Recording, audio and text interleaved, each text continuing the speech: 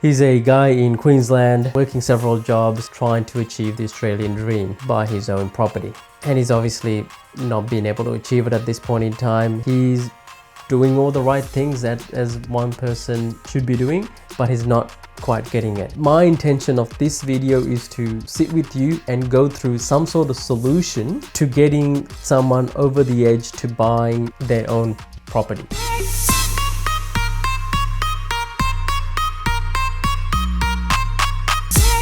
Hey everyone, it's Opie here for another video where I talk about health, wealth and happiness.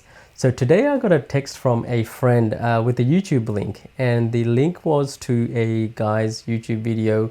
He's also recording his journey by the name of Chris Booy, if I'm pronouncing that correctly.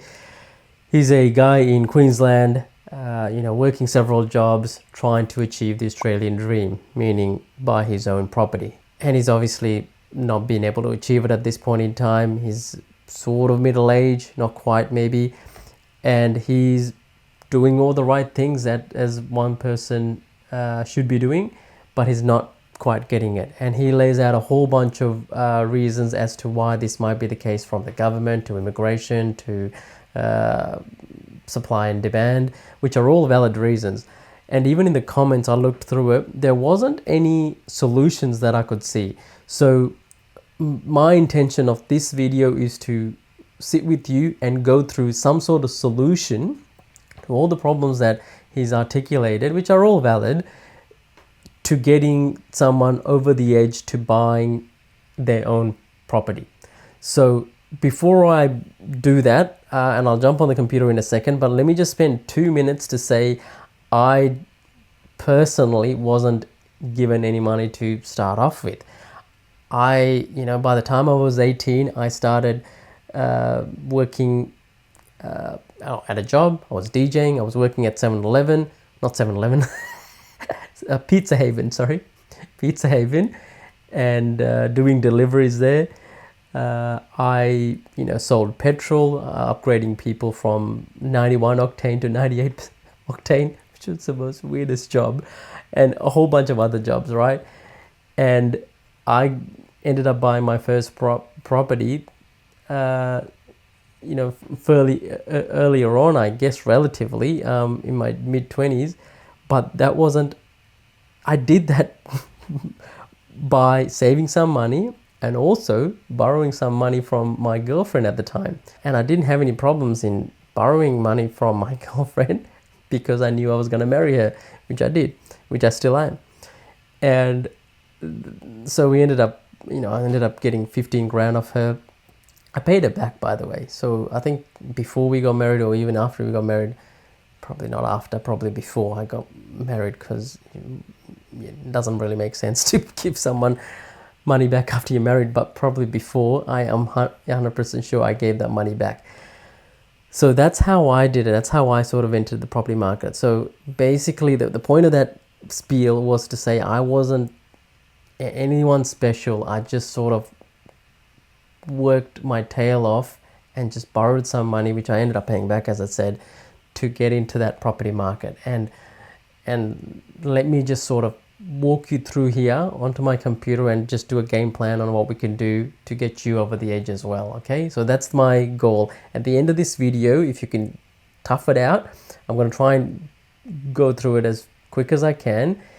Let's lay down all the issues that I guess that have been raised. That seems to be the common reoccurring issues that Chris has raised, but also other people in the comments, and I've seen other videos like this as well. And let's come up with some solutions together. All right, let's jump on now. Okay, so now we're at the computer and I am going to search for a template that we can use. Let's have all the problems on one side, and we're going to try and come up with the solutions on the other side. So I'm going to label this one problems. Okay, and these are all the problems that were mentioned in that particular video, as well as I've seen these around. I've seen these problems being mentioned by other people, but not many people have been mentioning their solutions. Okay, so these are the solutions, and on here I'm going to say problems that are beyond your control, and these ones are going to be within your control. Solutions, let's make these short term and long term solutions. Long term. Okay, so going back to the first box, one of the big ones that was mentioned was the government, right? And how troublesome they have been in regards to this whole saga of helping Aussies get into their first homes. So I'm going to write down here just government, okay? And then we'll expand on it. So if we're expanding on this, the government's going to be, what did they do? A couple of years ago, they increased the currency supply. Increase currency supply, and it's basically the money supply. So that in turn doesn't actually increase the inflation, but when velocity kicks in, as in when that currency starts flowing in the public, velocity, then inflation kicks in. Because if everyone's saving their money, inflation really doesn't kick in. People actually have to be spending money for that to actually work. And that's exactly what's happened. So people saved a while during the pandemic. Now people have started spending. Therefore, inflation is higher than what we would like. Okay, so that's a factor in people being able to buy properties as well. So let's go to the next one. There's another one that is foreign buyers. So fair argument. Okay, so there is a lot of cash coming through from overseas that people are buying. That people are buying property here with cash. What's another thing? Domestic buyers. And I thought about this, but I didn't really think about it because they were saying some of the properties some of the states like Victoria and Sydney have obviously got a higher property prices. So therefore, if someone ends up selling one of these properties and moves up to Queensland or Northern Territory or even Perth, they could potentially use the equity that they had in these properties to pay cash. So both of these could be issues. Foreign buyers are as a result of the government, right? The government allows these foreign investments to come through. Another one is the low interest rates that we had for a long time. When we have low interest rates, what happens? Investors, developers, and other people, everyone pretty much besides the first homeowners, ends up flooding into the market, and they end up using up all the supply that's available. So there's another one. Well, this is basically construction. Well, hold on. Let's say low supply, interest rates, low supply. Low supply is because of, I guess, therefore the construction sector is impacted by that as well. So fair enough to say that a lot of these are beyond your control. Completely fair enough. I'll also put down a few others that are beyond your control, and in my opinion, it's what other people do, right?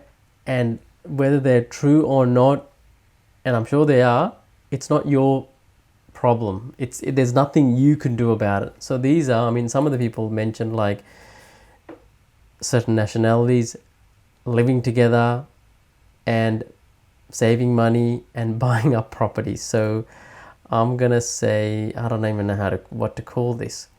I honestly don't even know what to put on this card. Let me put a big X there. Okay, I'll come back to it. I don't know if I come back to it, but you guys know what I mean, right? And just to be clear, my heritage is of a Sri Lankan background. I've got Indian friends, I've got Vietnamese friends, I've got other nationalities that I've associated with, None of my immediate inner circle networks I've had this concern growing up, or even even recently. I know of people who have gotten married, moved back to their parents' house, and saved that rent money and used that as a deposit. That's happened a couple of times with friends I know. But I've never known people who have sort of got together, brother or sister, cousin, auntie, all living in the same roof, and then using that to save money and so forth. I'm sure it happens, and I'm not sure. I've seen it happen, but not in my immediate network. So I don't know what that means. I mean, maybe that it's not as common as we think it is, or I am, I guess, 1 degree of separation away from that, witnessing that. I don't know. So I've just left. I can't even think of anything to write here. It's midnight, so my brain's dead at the moment. What else was there that was mentioned? Thinking. That was that one. Again, like, if these things are happening, it's beyond your control. But what I do say is try and get some ideas from what's happening, and if you can implement them to help you to go ahead, and it's ethical and legal, consider it. So let's park that and let's keep going, right? So now what's in your control? So I'm going to say personal responsibility here, and I know you don't want to hear this. Responsibility. So what it is this is beyond within your control, right? You are responsible for yourself. So, and that's all I'm saying here. So let's keep moving on. Let's developing this. What can you do if you go, okay, that's it. I'm gonna make this happen. If it's up to me, it's meant to be me. What does it say? If it's meant to be, it's up to me. So I'm gonna say, okay, maybe write, what are your goals? What are your dreams?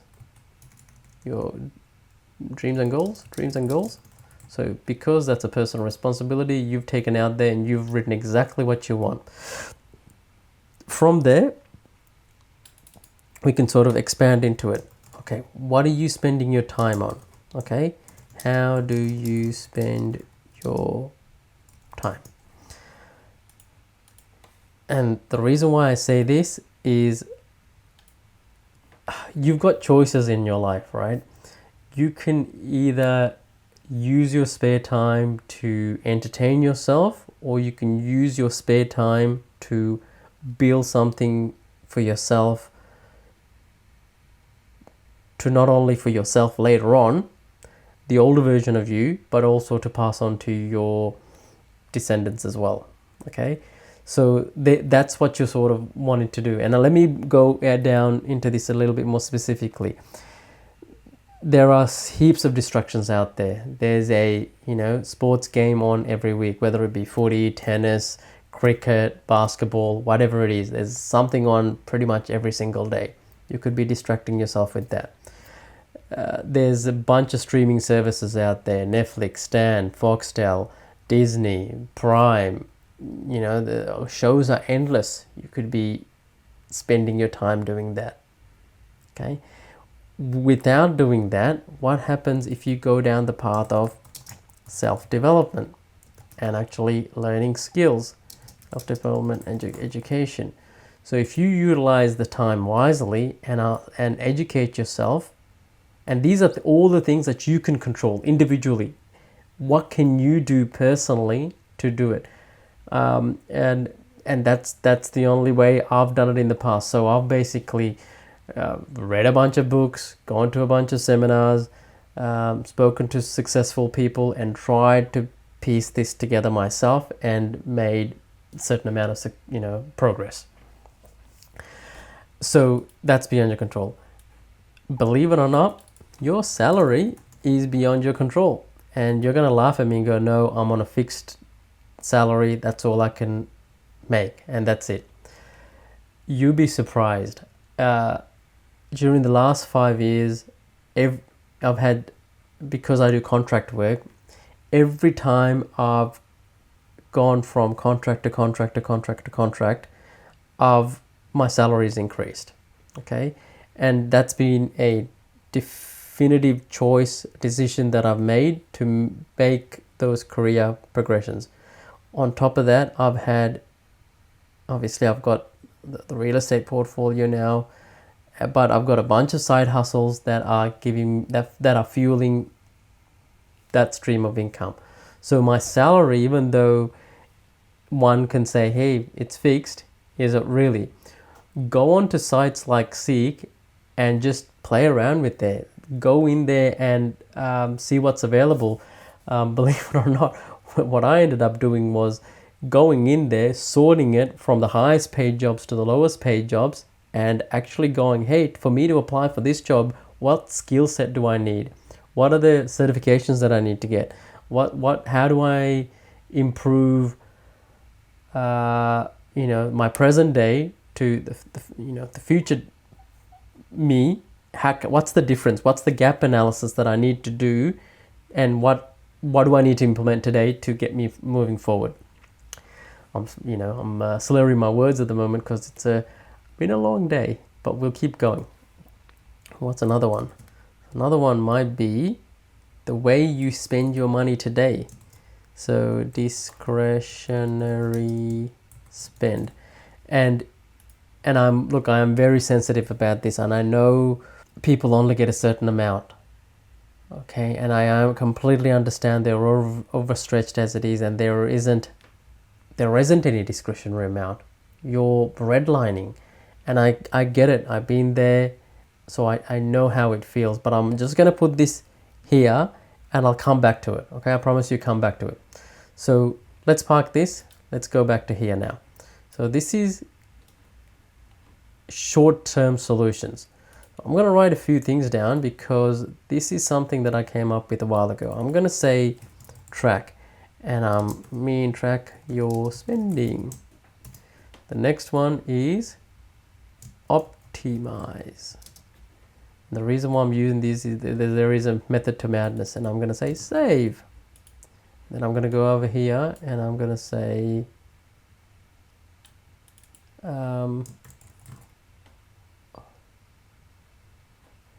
invest and thrive.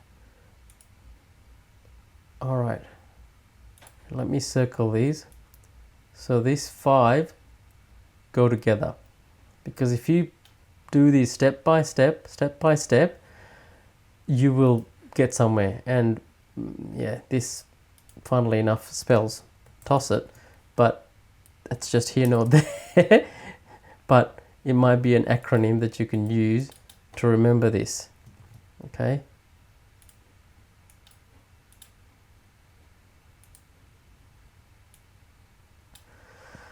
So track your spending. I'll go through it very quickly because I know this video is already long.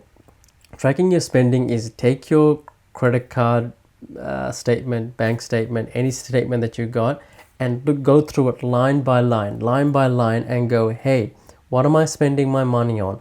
If it's an insurance company, can I call that insurance company and find out what that is? Do I still need it? And go through it, track your spending, track your every dollar that you're spending for 2 weeks. Then what you're going to do is you're going to optimize it. Optimize it meaning you're going to go through all the ones that are recurring, such as insurances, telecommunication, utilities, and you're going to call all of them up and go, hey, I'm paying this much. Can you do anything? If not, can you shop around for other insurance companies? I still do this every 6 to 12 months. And sometimes I end up getting a lower rate. Sometimes I don't. There was a car insurance that I got quoted, and it was gonna be 2.5 to 3 grand that I needed to pay for the car insurance, and I got that down to $1.5 grand. Same insurance, same amount of cover, different providers obviously, but $1,000 to $1,500 saving, and it was wasn't even a phone call. I did it all online. So optimizing it really helps, and you can actually save a bunch of money there. Then what you're going to do is you're going to take that money and save it. Start saving it. Open up a savings account, and we're going to start putting all of that money in there. And don't withdraw anything. This is a amount that you can actually just put away. Don't touch it. If we're going to do this properly, look, I'm rushing through this. If we're going to do this properly, you should really set up an emergency fund, which is something that Dave Ramsey talking about. But I'm not going to cover it here. But what it is basically $1,000 and then some further money, which is 3 to 6 months worth of living expenses. Look into that. He talks about it in his 7 baby steps. It's great. I think that's baby step 1, baby step 2, and so forth. But for the time being, I'm going to say set up a savings account and start depositing some money there. When I mean some money, I'm talking about start with at least 1% if you can. If you can't, if you've got nothing, there's nothing available, can you do 1%? Can you do $1? And then once you're comfortable with that dollar, increase it to $5, $10, $20 a week. And you increase it to the point where, where you're comfortable basically, and that's the first thing that automatically goes out. So you've got your salary coming in to say your, transaction account. That's where your salary goes. Automatically, you're going to set up a direct transfer into this account. So on payday, you get paid, say on a Friday. On the Friday, you allocate a certain amount to go into that account. And I wouldn't even show this account on internet banking. Okay, it's a hidden account and it just goes there. Okay, and once it gets to a certain amount, then you can start to invest. Okay, so let's go to the actually, before I go there, I'm going to actually get you to do one more exercise, which is on the short term, try and work out what your risk tolerance is. So what I mean by a risk tolerance, it doesn't have to be a grandiose exercise. Think about yourself. Think about who you are as a person. Think about the decisions that you made in the past. And are you okay with having, say, millions of dollars in debt? And can you sleep at night? Okay, I've actually sort of gone beyond the first property here. Okay, so this is what I mean by, in terms of investing, are you okay with having that, can you sleep with millions of dollars in debt? If not, forget millions, maybe hundreds of thousands of dollars in debt. And these are good debt, to the point that debt that other people, your tenants, are paying, at least a high proportion of it, that is considered good debt basically. Are you okay with that? If you are okay with that, maybe property investing is your game. If you're not, maybe you should go down the paper investing, which is shares, bonds, CDs, stuff like that. So determine your risk tolerance. And then the next exercise, this is a big one, is I've already covered it here, which is self-education. Okay, self-education. What do I mean by this? Once you've determined which path you're going to go down,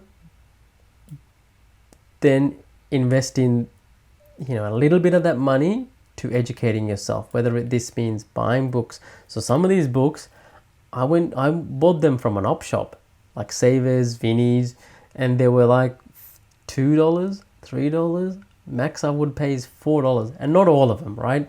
I would say a smaller percentage. Most of them I bought brand new because I've been doing this for a while, but the majority of them I didn't know back then, to be honest. I didn't know that you can actually go to an op shop and buy secondhand books. Had I known, I would have done that. But these days, I would say 50-50. If I can find a nice book at an op shop, I would buy it. $2-3 is definitely better than paying $20, $30, $40. So try that, and you should be able to save and make that investment towards yourself. If you can afford to go to a seminars, there are a bunch of seminars that are free, but just be cautious, because at the end of the free seminar, they end up selling you something, and there's a whole bunch of rabbit holes that you can go down. So really be cautious of that. Be open-minded enough to go, but also be really skeptical to suss that out. And I wish I could hold your hand in those journeys, because I've gone down enough rabbit holes where, thankfully enough of them have worked out well for me, but I've lost a whole bunch of money as well, just because I didn't know any better. All right, long term. Long term, what we want to try and do is increase your salary, or increase your income, I should say. Income. And you can do this via a couple of means. You can do this via paper assets, or you can say shares. This could be real estate. So this is the only way to sort of build wealth, okay? And then this one's going to be via business. What are some of the businesses out there? So all these businesses, but I'm going to break this down into two. Just two. I'm going to have small business and big business. So the difference is, if you're running a dry cleaning shop, if you're running a, say, flower shop, if you're a chiropractor and you're the only chiropractor, you've got a small business. If you've got a business where it's, churning along by itself without your intervention for up to, let's say up to 6 months, you've got a big business. This is not an easy goal, but if you can achieve it, good on you. But the idea is, some of this money from your salary will be going towards one of these. When you did your risk assessment, you worked out what of these is, right? Here we go.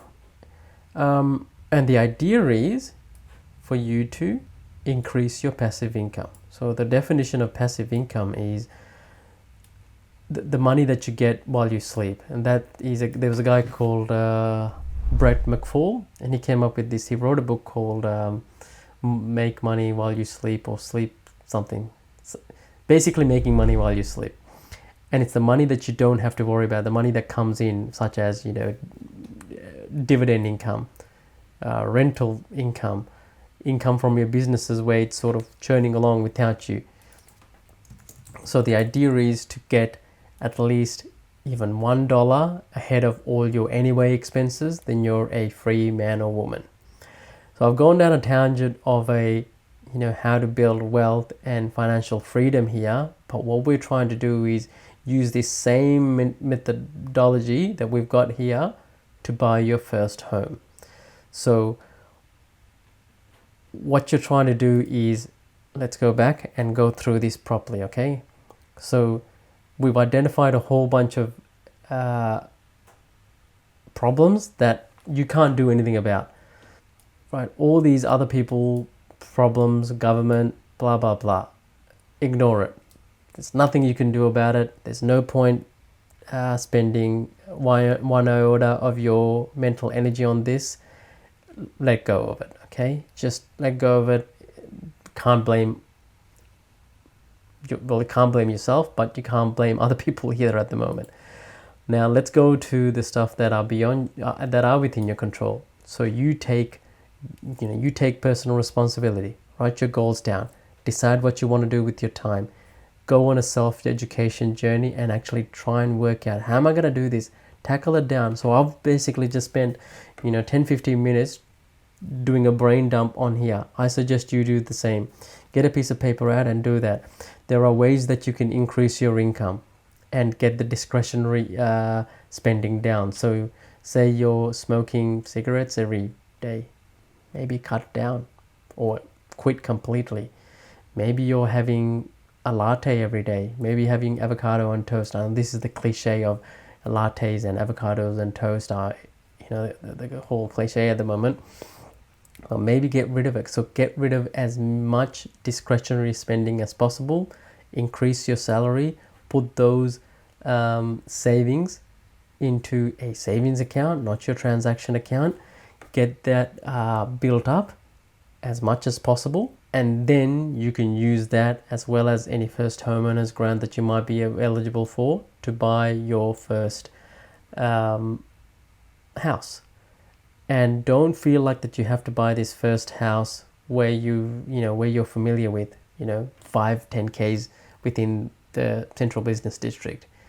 There's nothing wrong with going out, okay, as long as the infrastructure is there. So if there's one metrics that you should look for when buying your house and considering this house, with the investment hat on and not a place that you're going to live, of course you're going to live there, but having this investment hat on, one metric, if you don't look at anything else, is look at the schools around there. Okay, if you can look at the schools, and then you can look at other stuff like public transport, other infrastructure like hospitals, future development works, all of those stuff. And I'm probably overcomplicating this issue, but if you can look at all that, you can identify pockets within even regional Australia that you can invest in. Okay, I think hopefully I've given you something to think about. I'm more than happy to put this as a downloadable PDF. I don't know if it's going to help, but more than happy to do that. And if you've got any questions, let me know in the comments.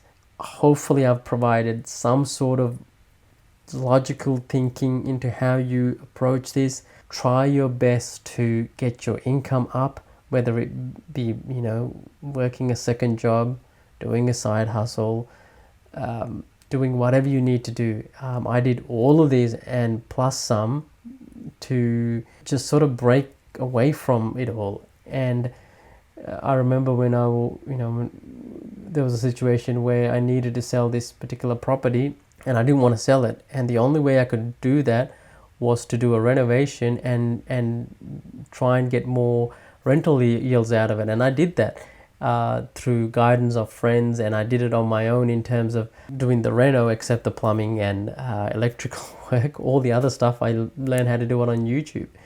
Actually, I got a tiler as well. So the tiler was a cool guy. Anyway, I'll wrap this up. I hope this helped. I hope this gave you solutions. Get a piece of paper, write it down, forget about everything that you can't control, what's within your control, and just be narrow-minded and focused and head into that direction. If you want to buy yourself your first property, just do it. I wish you all the best of luck. If there's anything I can do, let me know. Leave a comment. I'll do my best to reply back. Go to my website. You can contact me there if you need. I'm not selling anything. I'm just trying as much as I can to help my brothers and sisters out there. All the best. Thank you very much. Bye.